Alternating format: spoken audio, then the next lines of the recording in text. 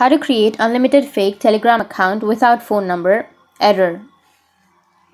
So if you want to create unlimited fake Telegram accounts without the phone number, then what you need to do is first make sure that you have a stable internet connection. After that, you need to connect to a VPN. You can go and connect to any VPN that you're comfortable with. And after that, make sure that you have a stable internet connection. Now you can open up your browser. And from your browser, you need to go with search. Under search, you need to search for fake temporary numbers. After searching here, you will have a lot of websites that will provide you the fake temporary numbers. So you need to just go with any website that you're comfortable with. I'll just simply go with the first one.